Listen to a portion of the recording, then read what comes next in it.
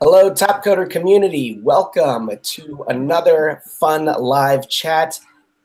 Here, I'm your host, Nick Castillo, and today we are talking about Copilots, everything Copilots. It's Copilot week, and we've actually brought some Copilots on, and we also have another Topcoder admin on here with us. So to introduce them, we have Tony. You might recognize Tony. Hi, Tony. Hey, everybody. And then we got... that's our Topcoder admin. Then we have three co-pilots joining us as well. We have Thomas. Hi, Thomas. And Thomas waving. Fajar. He's in Indonesia. And then we have SD Gun. Hi, SD Gun. How's it going? Okay. We try to get some co-pilots that are in different fields. So we have development, we have design, and QA, respectively. So they're joining us today, kind of get their insights on what their experience has been like being a Topcoder Copilot. And we'll get into that. We're going to ask them some questions, and feel free to pitch in with some of your questions as well.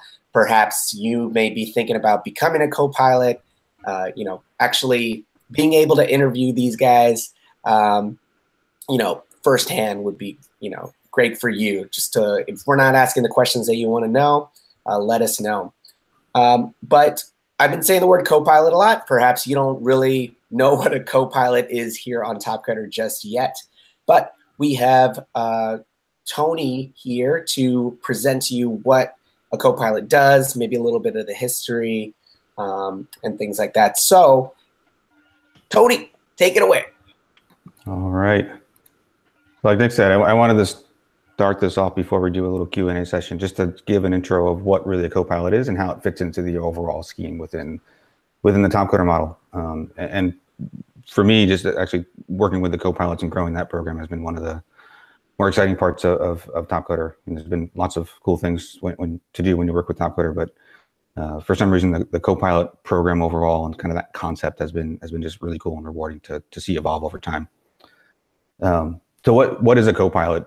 Really, it's our members who have been involved in Topcoder quite a bit, starting typically as a competitor and then building credibility within the community to the point where they become this highly respected member that then move up or kind of graduate into a role where they can help us actually execute projects and execute the platform and Topcoder model on behalf of customers that are working with Topcoder. So they really become a central figure in the overall process in the delivery lifecycle when customers are coming in and looking to do work with the Topcoder community. So some of the basic things that they're doing out there is they're scoping new projects, they're executing those projects, they're managing challenges with the community, managing tasks, figuring out how to decompose a body of work into the different things that the community can then work on. And ultimately delivering outcomes back to the customers and communicating those outcomes to them. So a little history. The concept actually started quite a while ago. And it wasn't really called Copilots. I don't know that we really knew what it was going to become when we first started to experiment with it. But really the first thing I can remember that I'd really say was a quote unquote Copilot effort was back in 2006. And if you Google, you'll see some of the information about this. But back in 2006, GoStar basically was picked out of the community to run a project to build a UML tool for our community. So at the time, we were doing a lot of UML modeling with challenges and as part of different architectural efforts that the community was doing. So we wanted them to have a UML tool that they didn't have to buy, and it was just going to be basically freely distributed by Topcoder. So we basically said, hey, GoStar, here's a budget, can you go do this? And he said, sure.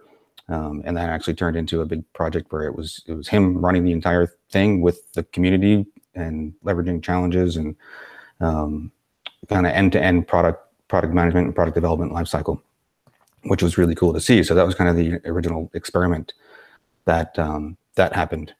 Once we saw that happen and that worked, then we said, well, maybe we can do this internally at Topcoder. So we've got lots of projects that we want to get done, and we've got lots of things we want to do with our platform and with our community. So why don't we let our internal product development team do the same sort of thing?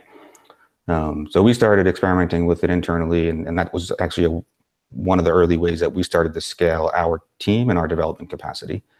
So we had a relatively small internal team, but then we started to pull in members to become copilots, and that's probably where we first started to actually call them copilots.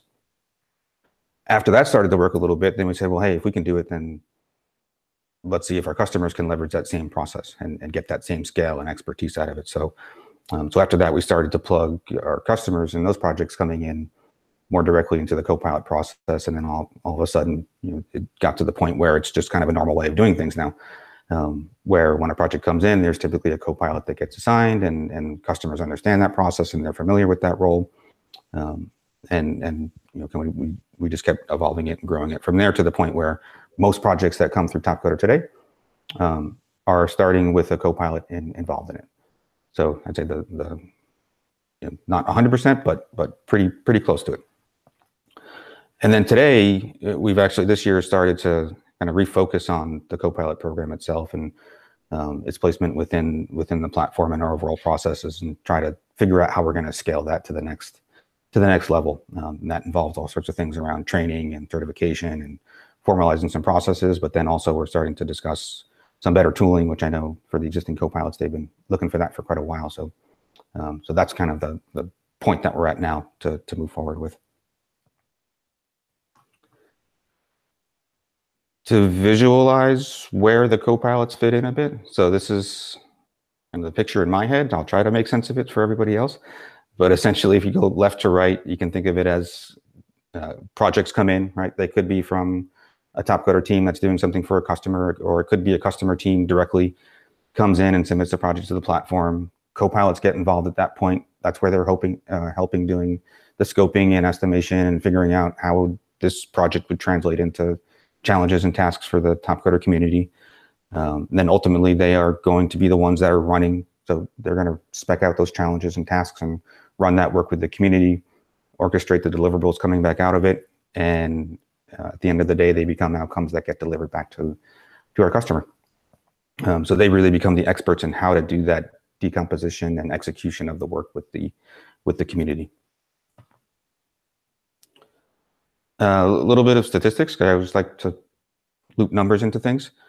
For the current state of the platform and the community, we've got a total of 46 Copilots that are certified. 32 of them on any given 90-day period are typically active, meaning they're working on customer projects and running challenges. There's about 40 projects that they're actively working on right now. So I mean, some of them are obviously doing multiple projects. So we've got some that are full-time, some that are part-time. They end up running about 150 challenges and tasks per week with the community, and out of that, getting about 300 different submissions from the community that contributes to customer outcomes. So pretty busy group of members, but it kind of gives you the idea too that they can get a lot of scale and power out of the community by leveraging all the different talent that's out there. And some of the things that we look for in Copilots and also that customers are really looking for in Copilot. So this isn't the full list, but some things that kind of bubble up to the top are definitely good communication skills, both when interacting with customers, but then also interacting with the community, because ultimately, really, in a lot of cases, they're the bridge between those two parties or two parts of our marketplace there. Being responsive, so that includes things like timeline management and just always communicating status and updates back to the customer so that they're not asking us for it, but it's always proactively out there for them to understand the progress of things. Obviously, understanding Topcoder and how challenges and how the community works. So Copilots are probably the top level experts of managing challenges and the most proficient at actually leveraging the community to get those outcomes back to the customers. And then, as I keep saying, outcomes, basically, definitely that's their focus, right? Ultimately, they're producing deliverables. So someone wants a mobile app built, somebody wants a chatbot built. Ultimately, they're responsible for delivering that outcome back to the customer. So they're managing multiple challenges along the way, but at the end of the day, they're delivering that product back. And then scoping and getting into an understanding of the dependencies especially for larger projects. That's definitely a big plus for copilots, and then strong time management skills. Becoming a copilot. So we do have an onboarding process now. So if you do think you're interested and in a good position to become a copilot, definitely apply. We will review your application and walk you through the onboarding process. But some things that we look for right off the bat when you are applying to see if you might be a good fit is definitely some past participation in Topcoder as a competitor, which would give you a pretty decent understanding of how Topcoder works, at least from a challenge perspective. So we want to see that you've been participating out there and become familiar with the challenge processes, that you've been involved in the forum. So are you an active member communicating with the community and asking good questions, and then obviously not had any kind of suspension or anything like that. But as a starting point, if you think you're there or you think you're close to there, apply. There's a link that is in this slide presentation that we can share afterwards. But go ahead in there and we'll start talking to you. That's it for me, Nick. Awesome. Well, thank you so much. There were questions that were going in the live chat while you were talking, but you seem to have covered them. Oh, did I? If there's any others. Oh, we got this guy, Luis. Why? So he asked, why is the name of it Copilot? Why not Project Tech Manager or Assistant? Where's the airplane? Does Luis want to be the, what was it, project technician? It's I think there was a debate about the name actually when it first started to come out. But the original idea with Copilot was that they, just like when you're flying a plane, you've got a pilot and you've got a co-pilot, right. And really either of them could fly the plane, right? So if the pilot's not available, the co-pilot can really fly the plane as well.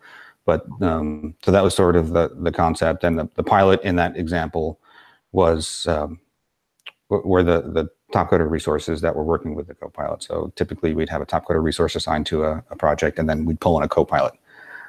So the member would be, the Topcoder, let's say PM or architect's kind of right-hand man.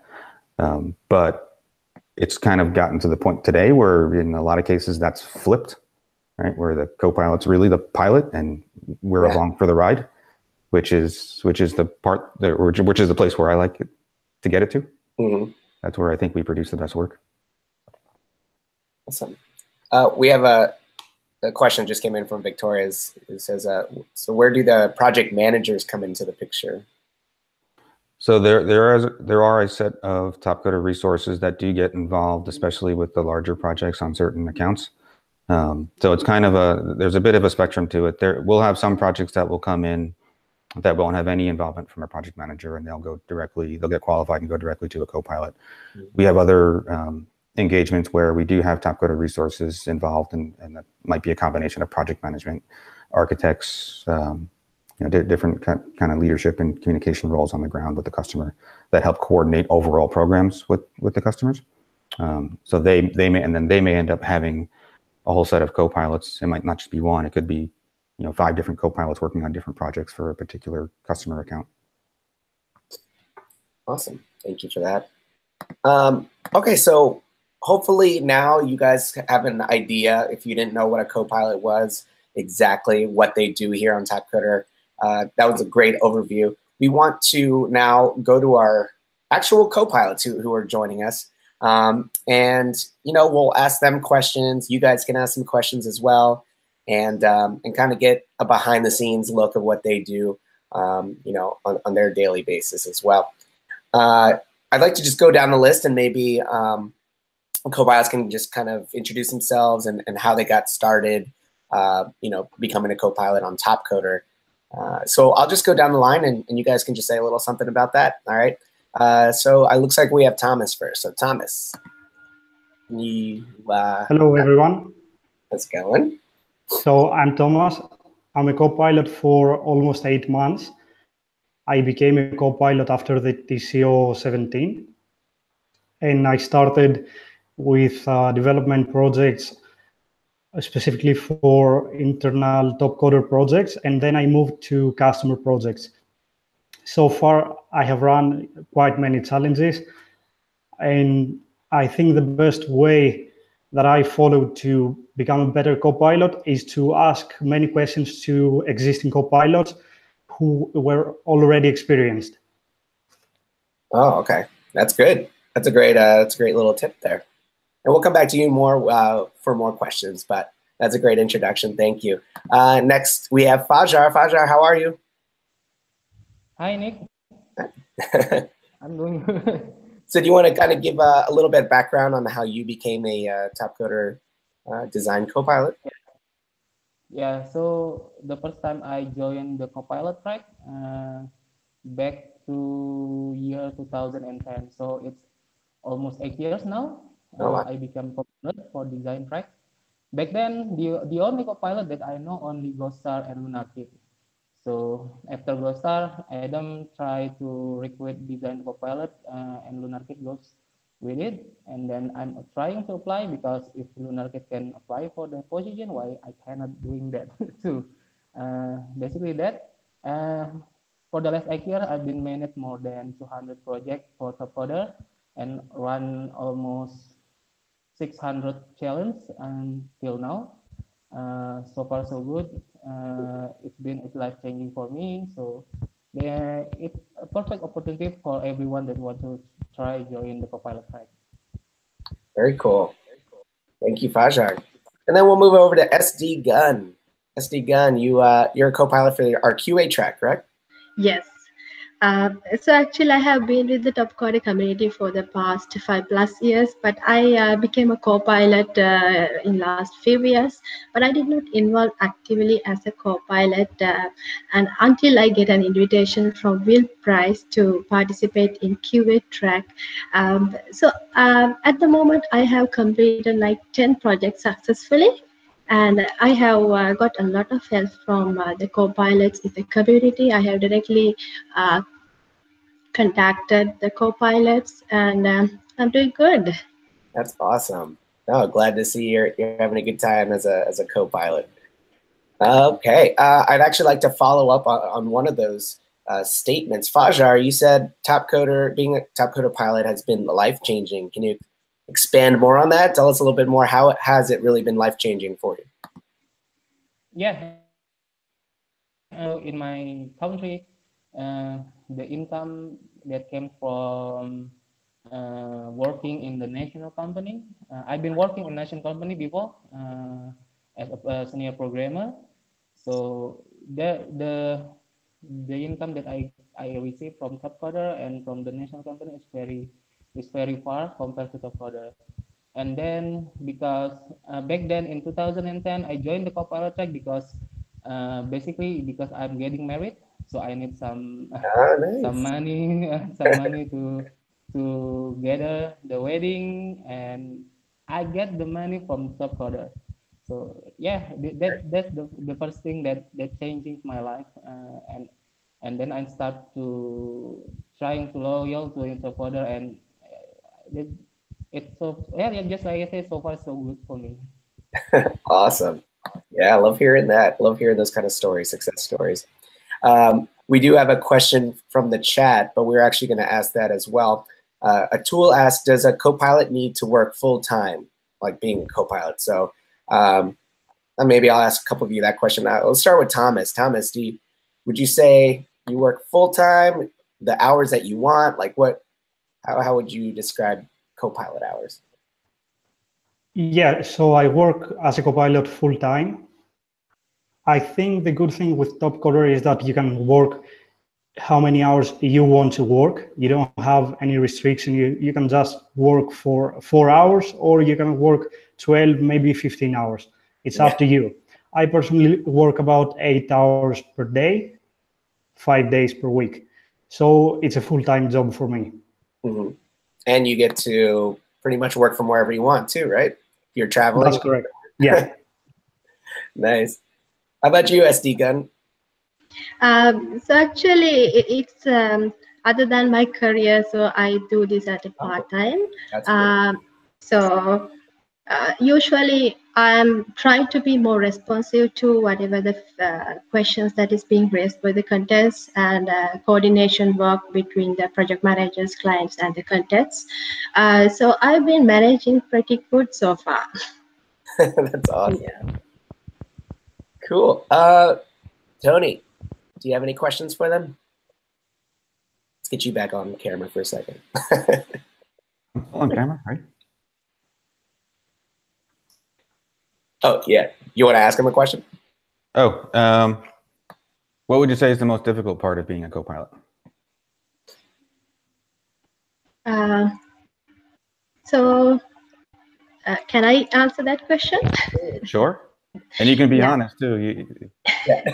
Yeah, so actually the main challenge I see in this backhand comparison is that getting the requirements clearly defined in the specification, because usually if we are not clearly providing the requirement to the contents, then they might end up testing functionality out of scope, and this means like time wasting for the contestants and also for the reviewer. So sometimes it might end up like having 800 or 900 defects being raised. So it's really important that you define the requirements clearly and also being responsive to the contestants as much as possible. And also, unlike other competitions, I see that backhand competitions are very competitive. So there's a huge challenge in that, managing the competitions. All right. How about Thomas or Fajar?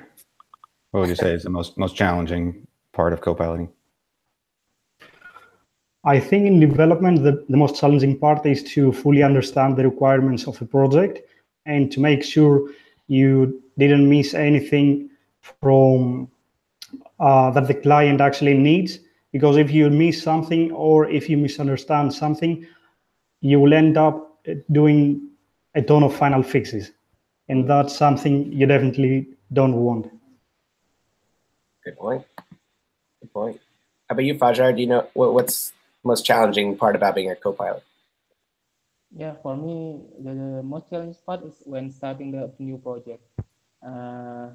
Starting new project, that's the most challenging part for me, because I need to read a lot of the documentation, specification, understanding what the requirement asking by the client, and then getting a call in the midnight, in the morning, in the afternoon, in the evening with client, with the project manager, with the design architect, and then connect with all the competitor, handling their problem, and then basically, yeah, that's all. I don't think that's really difficult, but it's a little bit challenging. Yeah. Okay. Yeah, for sure. Oh, we have a question in the chat. Luis, hey, welcome back again. So this is for the co-pilots. So how do you deal with one of the items pointed out by Tony about being good co-pilot, being responsive to client and community, considering time zone differences, which is actually a pretty interesting question because we are global, right? You know, all you guys are from different countries, and you know, you have clients from all over the world as well. But how do you guys do it? How do you deal with that time zone difference and being responsive to both your client and the community?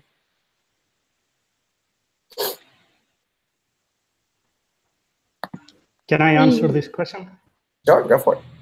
Okay, so I think this is one of the good parts of the Topcoder lifestyle. You don't have to be in an office, or you don't have to wake up early in the morning. You can start working whatever time feels better for you, or whatever time is better for your projects and for your clients. So even if you are out for a coffee or something, you can just have your phone with you or a laptop and answer all the questions on the forums, provide feedback to the client, or even send code or do whatever you want. Okay, that makes sense. Yeah, so you're able to access, you know, from anywhere. Even if you said you only work 8 hours, but perhaps you get contacted outside of that, right? And you could still answer the phone or something like that. So yeah, that's correct. About SD Gun, you said it looked like you were about to say something. Yeah. So what I do is like I try to be responsive most of the times as much as possible. It's really important to unblock the contestants, especially in case if they find some difficulties in accessing the application on the test. So most of the times, actually, I'm online. It's very rare that I go offline and Oh, uh, I provide feedback that they need. that's great. I love that. Everyone loves being responded to. It's it's being effective in that way. So you guys are doing a great job. Man, questions keep coming in. Love it. Oh, we got one from Jesse. You all know Jesse. Why? It's a two-part question. First off, why Topcoder? Why'd you join Topcoder? Instead of those some other community sites out there. And why did you prefer to be a co-pilot over a competitor? Unless you guys still compete too. I don't know. I know Thomas does a lot of stuff. He might just be doing co-piloting now. But why did you want to become a co-pilot and not a competitor? We could start with Fajar. Okay. And Fajar, can you get closer to your mic, please? Yeah. Can you hear me now? Yep. Okay. So for me, why I prefer more become a copilot rather than competitor, because basically it's provide more income for me rather than competitor. Yeah, that's one thing that I aware of, and many will be aware of about that. The other thing is because I like to communicate and get in contact and understanding about new problem. I like to learn a new things, and basically become a copilot open an opportunity for me to learn a lot of things in the real world, in the real industry problem. So I never get bored with it, so that's good for me. That's a good point though, because like you're actually working on things that are making a difference out in the world, right? Like from all these different clients that you're working with. So that's pretty cool. How about you, Thomas? Are you still a competitor, or are you just doing full-time co-piloting now? Right now, I'm doing full-time co-pilot. I think Fajar covered everything very well. So yeah, I have the same reasons to apply for a co-pilot. So the main reason is the income. It's more than being a competitor at Topcoder. And the second reason is that you have the opportunity to work with different projects and have all the insights from all projects and be part of creating something that is going to make a difference in the community or run all these very cool projects and give all these challenges to the community. That's awesome. How about you, SD Gun? Same thing?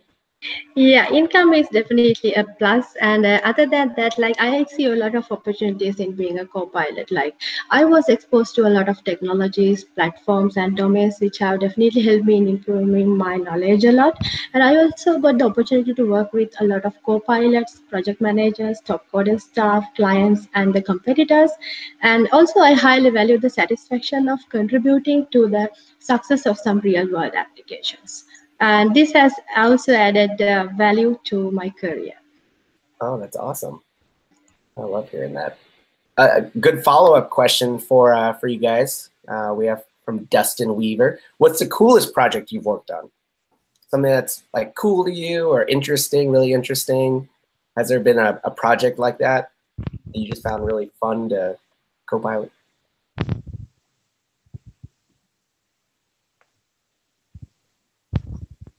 That fun, huh? Anything? Yeah. Well, for me, the coolest project that I've been ever working on is the first project that I get it from the Copilot back to 2010. It's the project. Yeah. So the question is no client name, so I cannot reveal it. But basically, this is for the Canada client. There are a lot of challenges that we run.